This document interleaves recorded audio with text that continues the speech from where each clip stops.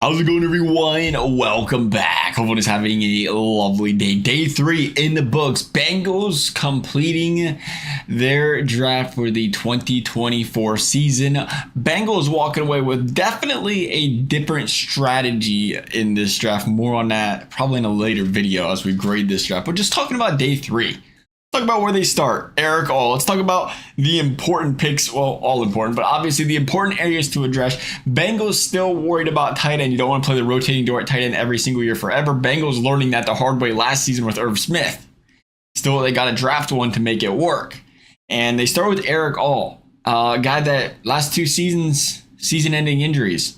Prior to that, though, really impressive. Really impressive, and he's a guy that does what you want him to do. If you're the Cincinnati Bengals, he does what you're asking him to do kind of situation. He does what a lot of these tight ends. And what we mean by that is runs a lot of the routes on the bootleg, does exceptionally well there and sliding out, does exceptionally well running the seam routes, making those contested catches in the air down the field like that. He's a big body target. He's a big body touchdown threat, ever so important for this Bengals team. Now that they possibly, I know a lot of people are still saying, hey, hold up a second. You don't know.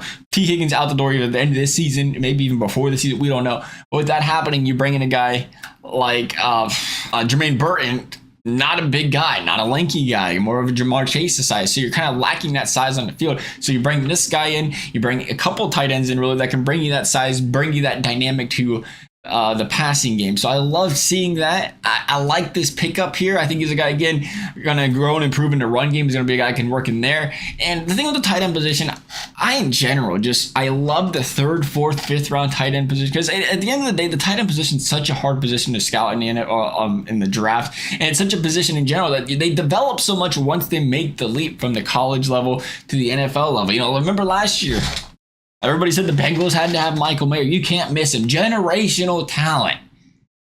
And then they said, okay, Brock Bowers. But let's stop back at Michael Mayer. What happened? He didn't come onto the field bursting onto the scene like everybody thought he would. Sure, tight ends take time to develop, but Sam Laporta balled out. You know, that was the projected 2nd, 3rd round pick at the time. Still was a 2nd round. So it is difficult to kind of scout some of these tight ends. And, you know, you kind of like the idea of seeing guys that fit your scheme, fit your system, because in college, the reason some of these guys, again, ball out, Michael Mayer being one of those prime examples, is because a team like Notre Dame loves to use their tight end. When a team utilizes the tight end, has a scheme set up for the tight end, you know, obviously it's going to make them look a lot better. And any tight end can put up numbers just like a receiver can in college ball if they utilize them a lot, because they're just not playing the competition. Nonetheless, for that reason, I love it. I love the 3rd round and later draft picks in a tight end position. I think this is a guy that fits the Bengals' needs. He fits what they're kind of looking for in that regard. And in case he doesn't, they also bring in who I think is the sleeper pick of the draft, and Tanner McLachlan, the Arizona tight end. 2 seasons now, 400 plus yards, 500 plus receiving yards. And I tell you what, I watched a lot. I don't know how it ended up. I guess probably because it's 10 o'clock games, only games on at night, listen to the games, you know, at work, whatever. But a lot of Arizona football this season, a lot of Pac-12 football. I can't tell you how much it just, the team, the announcers, how many good things everybody in Arizona had to say about this guy throughout the season. How much they love his work ethic, how much they love his mentality, just how much they want to see this guy succeed, and how much it felt like he brought that added dynamic to this football team. You want to compare him to, you know, you want to say CJ, probably Hayden Hurst better. You know, you remember how much of a grinder, how much of a fighter Hayden Hurst was on his team, grinding out the yards, played with that feisty mindset, played with that just overall competitiveness of a guy that wants to grow and improve, you know, from a mentality standpoint, you know, just being perfectly clear, we're not comparing skill sets, but from a mentality standpoint, which is ever so important, especially, again, tight end position where there's a lot of growing, there's a lot of improving in those first couple years in the league, where it just feels like he's a pro's pro and he can work his way into being a starter on this football team. It's not going to happen day 1, might not even happen year 2, but I can see the holes opening. And you just watch the way this guy plays. He needs to work on his run block. That's the number 1 concern. But you watch the way he works his way in the passing game. I mean, this isn't, again, we just brought up what all specializes in. You know, fits well for the Bengals mold at tight end. But if you want to add another dynamic to your offense and bring in a tight end that is more polished in the route running area, more dynamic as far as his repertoire is concerned of routes he can run, he's really, really good. in the slot. 110 snaps in the slot for a tight end last season. Exceptional. He does really well at kind of reading the soft zones and the defenses, finding the open space there. We've seen him run some sideline routes again, all over the place. Some go routes, sideline routes. It felt like they was using him in every way possible. He had a very, expanded repertoire. And now that happens when you're 25 and you've been around a little bit longer, got a little bit more experience. But at the same time, when you can shoulder that going into the NFL, the transition's easier. You know he's got the capabilities to do that. You're not projecting that onto him and saying, can he? We know he can.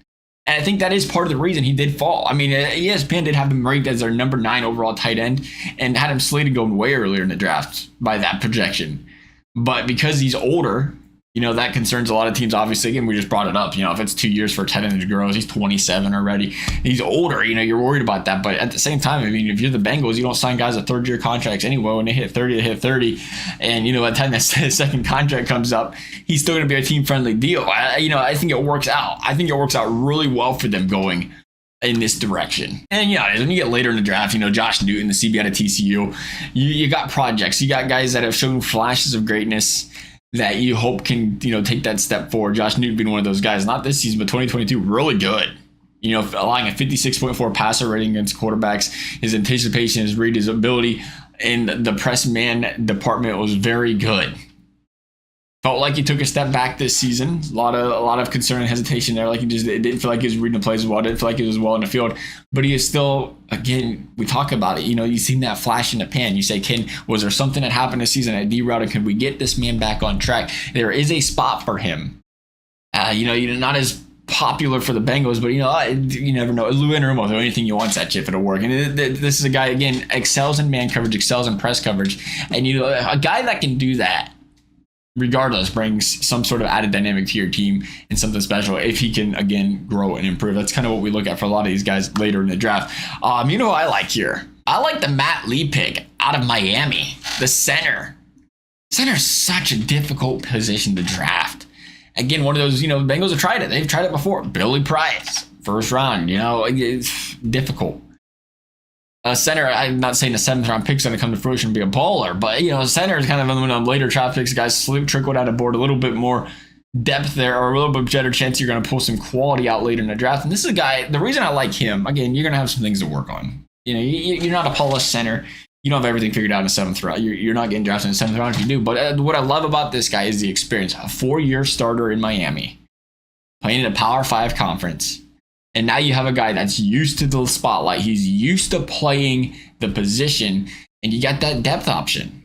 Ever so important if, again, something were to happen where the Bengals need to bring in a backup center, a guy that you feel like he can plug and play, feel a little bit more confidence with the cadence, with the rhythm. He's got all that going on for him. He's kind of got that experience, got that understanding. And again, 4 years at the college level. It's not, he played 1 year, he played 2, we'll see what happens. He's got a lot of experience starting. And, he's seen a lot of NFL talent in front of him during those years. So we'll see what happens. I like that pickup, though. I think the Bengals did pretty good at, addressing what they needed to address in day 3 here. I was going to see if they was going to try to play the complementary game at running back, maybe draft somebody that, brought something to the game that Zach Moss and Chase Brown don't. Looks like they're going to stick with those two, though. And I like that. They're all in what that means was with what they have. And they say Chase Brown hopefully is our guy of the future, though. So we'll see. Nonetheless, love y'all's thoughts. Thank y'all for watching. We'll see you next time.